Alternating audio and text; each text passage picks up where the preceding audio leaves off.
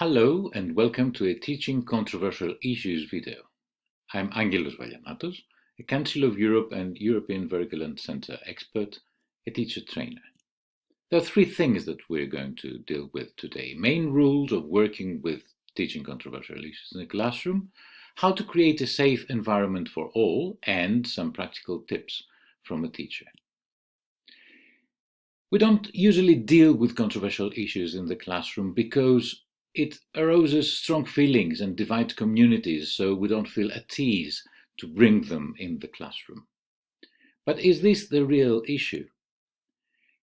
Issues that create controversy are already there. They are in the classroom and we don't deal it. So this is a problem.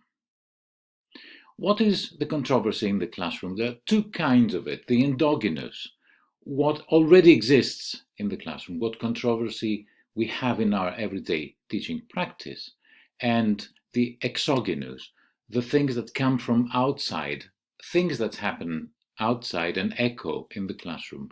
Our students bring them with them. It was a nice morning. I was feeling very well. I had to teach my favorite issue. I had done everything. I was prepared. I had studied. I had my material, and in a very good mood to do it. They would love it. And then I went to the classroom and I started teaching, and I teached everything. I used my material. I said almost everything. I loved it.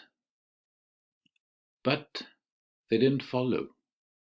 I mean, they were silent, okay, but I couldn't drag them. I couldn't motivate them, move them. What can I do? I started a who is who. Who am I? I'm a scientist. Okay. I'm an adult. I'm a professional teacher. I'm a learning facilitator. Okay, that's done. Who are they? If I could read their minds, they're on the way. They're interested in their personal image and style, in their music, in their social media avatar, in the social life online or face-to-face, exploring their self and the others. What are the things that they carry with them when they are in the class? What they carry is an image of their present and future, what they are now, how they feel themselves, what they would like to be, what are their dreams. The second thing of all is that they have different ways of learning, different taste in learning, different methods that they like or are sufficient in learning. And the third thing that they carry with them is their culture, which means that what is the hierarchy in the society? What is the meaning of the terminology? And those things I can't see and I cannot take into consideration. Okay, a sociogram is needed, but do I have a sociogram? Can I do one? Usually not. What can I do? From the classroom, I can go outside the classroom and see at the breaks. Isn't it fascinating that students are totally different during the breaks? Some are very active, some are not. They are dealing with different things. They come back in class and they have red cheeks and they lose it during the lesson usually. So to observe, to see what happens, who is who there. And then this information, to use it in discussing with my colleagues. Discussing with my colleagues and find out if I'm right in my observation. And third, to change my teaching methods so they can reveal their selves, so I know better who they are, what they do, what they want. Okay, but this means that in the classroom I have all those different opinions, all those controversies. They don't have the same things to say, and they say it a different way maybe. What I can do? How can I manage this? How can everyone feel safe and respected in order to reveal, not only to reveal their opinions, but also to know how to cope with it, with the others. How can they reflect, argue, express, experiment, everything that means how do they learn? There is a way.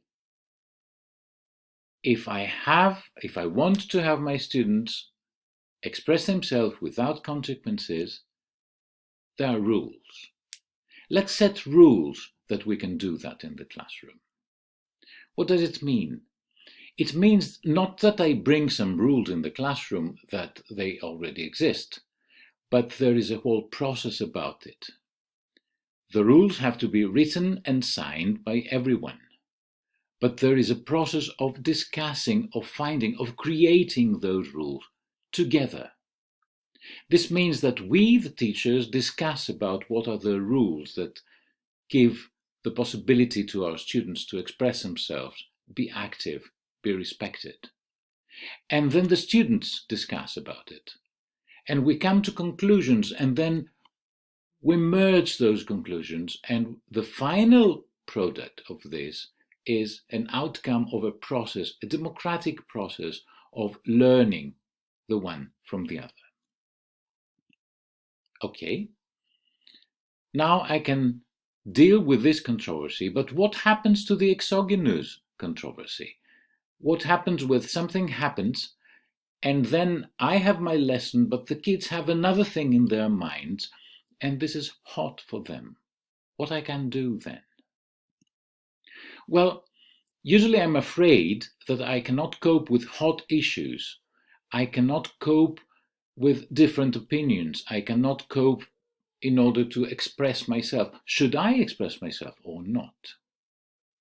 Because controversial issues arouse strong feelings and divide communities in society, most in my classroom. What can I do about that? I have the rules.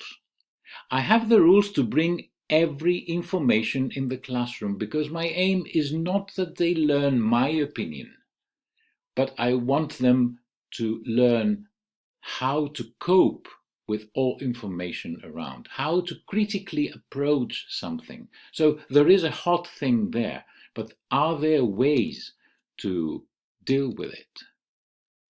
The rules give me the possibility of having my students expressing themselves in ways that they can do, in ways that is their ways. But then the hot instance that I bring in the classroom, if I bring it in with a distance, I don't deal with the issue, the hot issue itself. But if I deal with the hot thing with a distance, then I work with a method of teaching.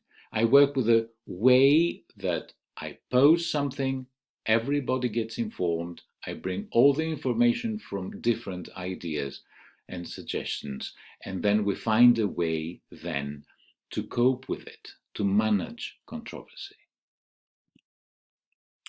I am the one, the teacher, that can conduct all of it, that I can put it in order not to avoid controversial issues, but use them in a way and by a method that can be a part of learning.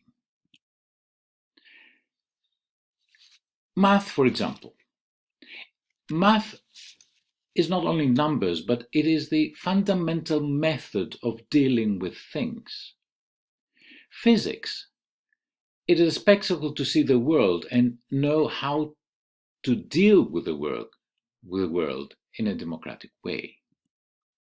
Religion is not only about us and them, but it is in order to understand the language, the terminology, the feeling, the everyday life of other people in our society. History is almost also a way to see the present through the past, because nothing unique happens to us. It has happened before. Physical education is a way to see my body, to see the beauty. It's a way to decode next top model that the kids are looking at TV. Language is a way to find ways to express myself, my ideas, to make it words, and on the other hand, to learn how to argue, how to participate in social media, how not just to hate speeching the others. And literature, the big democratic ideas through books, through art, through expression. Because who am I? I'm a scientist, an adult, a professional in teaching, and a learning facilitator. And I want my students to see the world through my science magic and become active, participative, and democratic citizens. And the practical advice from a teacher. Let's not avoid dealing with controversial issues in the classroom. Let's deal with them in a methodological way. Let's use controversy as a way of teaching. Let's involve controversy in letting our students deal with it. This will make our lessons more interesting for all, for our students, but also for us. Thank you.